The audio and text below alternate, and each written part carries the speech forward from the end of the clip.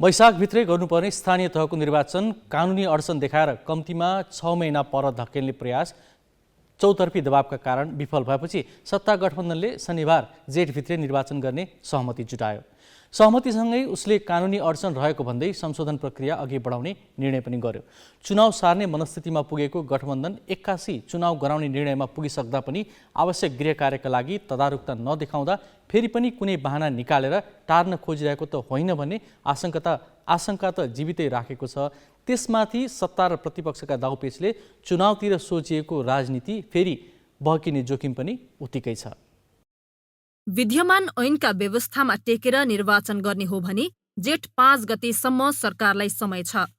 जेठ 5 सम्म निर्वाचन गर्न ऐन संशोधन गर्नु पर्दैन।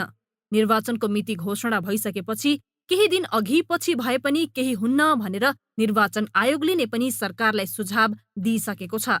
अब प्रश्न उब्जन्छ, जेठमै निर्वाचन गर्ने सहमति भएको भए अहिलेकै समय सीमामा किन नगर्ने? केही दिन पर धकेल्नकै लागि ऐन संशोधन गर्ने?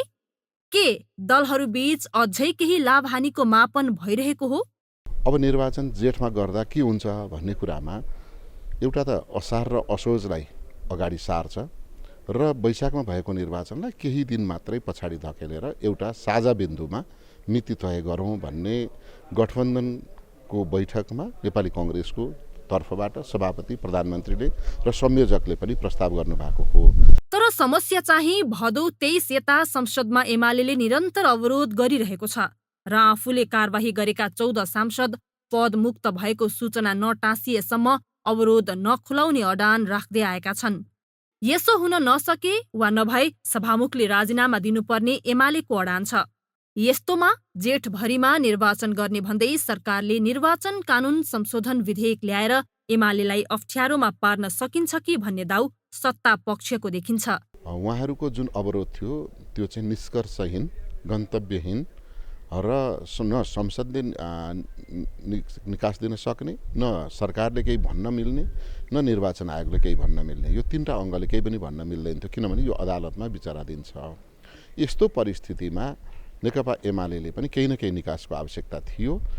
चुनाव आयो, चुनाव आइसक्यो। जस्तो त्यो बेला तत्कालीन अवस्थामा नेकपा माओवादीले निरन्तर संविधान सभाको बैठक अवरोध गर्दै थियो। बिचमा भूकम्प आयो, त्यो भूकम्पको बहानामा हामी सबै एक ठाउँमा भयौँ। त्यस्तै अहिले पनि निर्वाचन आयो, निर्वाचनको उद्देश्य पूर्ति गर्नका लागि हामी एक ठाउँमा उभिन्छौँ र संसद, सायद मलाई लाग्छ नेकपा एमाले संसद खोल्ने निर्णय गर्छ।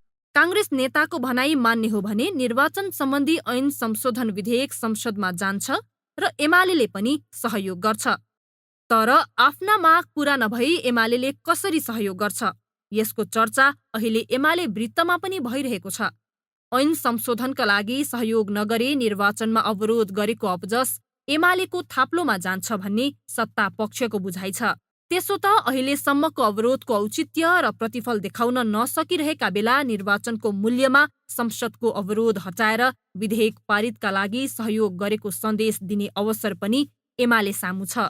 निर्वाचन गर्दाखेरि निर्वाचनको तिथि घोषणा गरिनु पर्दछ र घोषणा गर्दाखेरि वैशाखभित्रै निर्वाचन गर्ने बाहेक अर्को विकल्प छैन। र ऐन संशोधन भनेकै यहाँ अलिअलि कता कता फेरि पनि अब निर्वाचन सार्ने नै उद्देश्यका साथ आएको देखिन्छ। नेकपा एमालेको कहाँनिर के फेस बिग्रिएको छ र सेभिङ गर्नुपर्ने छ र होइन। अब हामी त संसद सुचारू गरौँ भनेर धेरै अगाडिदेखि भनिरहेका छौँ। अब सत्तारूढ गठबन्धनै, सत्तारूढ दलले वास्तवमा तपाईँको चाहिँ एउटा प्रतिपक्षी दललाई प्रतिपक्षको हैसियतमा छलफल गरौँ भन्दाखेरि उहाँहरू मानिराख्नु भएको छैन।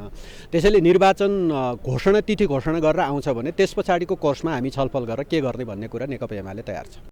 नयाँ पार्टी खोलेर निर्वाचन आयोग र संसदबाटै मान्यता पाइसकेका नेकपा एकीकृत समाजवादीका सांसद निष्कासनको कुरा अब सहज छैन।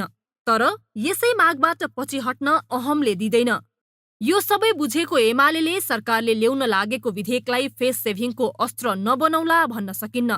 यसबाहेक सत्ता पक्षले पहिला नै कानून संशोधन नगरी चुनाव सम्भव छैन भनेकाले पनि अहिले फेस सेभिङकै लागि कानून संशोधन गर्ने पर्ने अडान राखेको बुझ्न गाह्रो छैन। तर जेठभित्र चुनाव गर्ने मोटो सहमति जुटाएको गठबन्धनले कानून संशोधनका नाममा अझै समय खपत गरिरहे त्यसले अरू जटिलता निम्त्याउने सम्भावना पनि उत्तिकै छ। क्यामेरामा योगेश लामाका साथमा सृजना घिमिरे, ग्यालेक्सी 4K काठमाडौँ। हिजो दिनभर सत्ता गठबन्धनको बैठक बसी जेठभित्रै स्थानीय तह निर्वाचनको मिति तोक्ने सहमति हुँदा अन्यल चिरिएको ठानिएको थियो। तर आज सरकारको निर्वाचनको मिति तोक्नका लागि कुनै आधिकारिक निकायमा छलफल र गृह कार्य भएन। निर्वाचन कानून संशोधन गर्ने गठबन्धनको निर्णयले अन्यल झन बढाएको छ।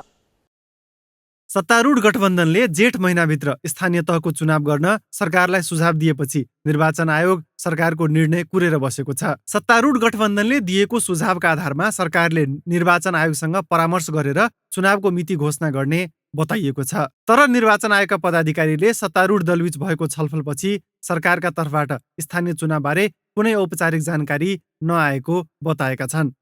स्थानीय तहको चुनाव वैशाखभित्रै गर्नुपर्ने र नभए संवैधानिक जटिलता सिर्जना हुने भन्दै आयोगले सरकार र राजनीतिक दललाई बारम्बार सम्झाउँदै आएको छ।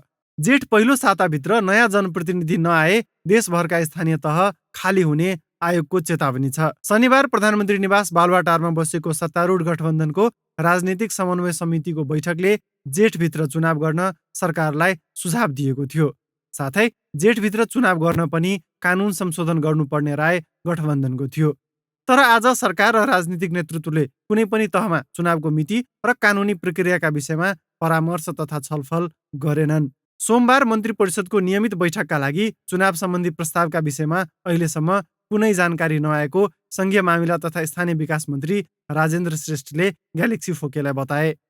अझै पनि कानून संशोधनको विषय अघि सारेर निर्वाचन पर धकेल्ने प्रयास त भइरहेको छैन भन्ने आशंका राजनीतिक तहमा जीवितै छन्। यसअघि सत्ता गठबन्धनले निर्वाचन पर धकेल्न कानून संशोधन गर्न खोज्दा व्यापक आलोचना भएको थियो। आयोगले वैशाख 14 र 22 गते स्थानीय तहको चुनाव गर्न उपयुक्त हुने सरकारलाई सुझाव दिएको थियो।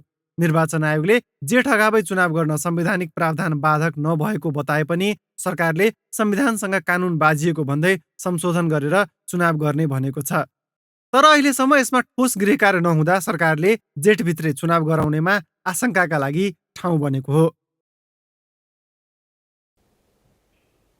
सत्ता गठबन्धनले निर्वाचन ऐन संशोधनको विषय उठाएर अनावश्यक बखेडा सिर्जना गरेको प्रमुख प्रतिपक्षी दल नेकपा एमालेको बुझाइ छ। एमाले उपमहासचिव प्रदीप गेवालीले ग्यालेक्सी फोकेको कार्यक्रम जिबेटमा ऐन संशोधनका बहानामा सत्ता गठबन्धन अझै पनि निर्वाचन पर धकेल्न लागि परेको आरोप लगाए। संशोधन जरुरी छैन। निर्वाचन सञ्चालन गर्ने सबैभन्दा जिम्मेवार निकाय निर्वाचन आयोग पनि संशोधनको आवश्यकता देखिरहेको छैन र जेठ 5 भित्र चुनाव गर्न सकिने अहिले पनि पर्याप्त सम्भावनाहरू छन्। तयारीको हिसाबले पनि निर्वाचन आयोग तम तयार भएर बसिरहेको छ। त्यसले गर्दा कतै उहाँहरूले यो निर्वाचन सम्बन्धी ऐनमा संशोधनलाई निर्वाचनलाई अलि पर धकेल्ने बहाना बनाउनुहुन्छ कि भन्ने आशंका उहाँहरूको विगत व्यवहारले पनि देखायो। किनभने यो त वास्तवमा यो 1 महिना जे छलफल भयो नि ननसेन्स छलफल थियो। देशको मूल्यवान समय खेर हाल्ने खालको छलफल भयो।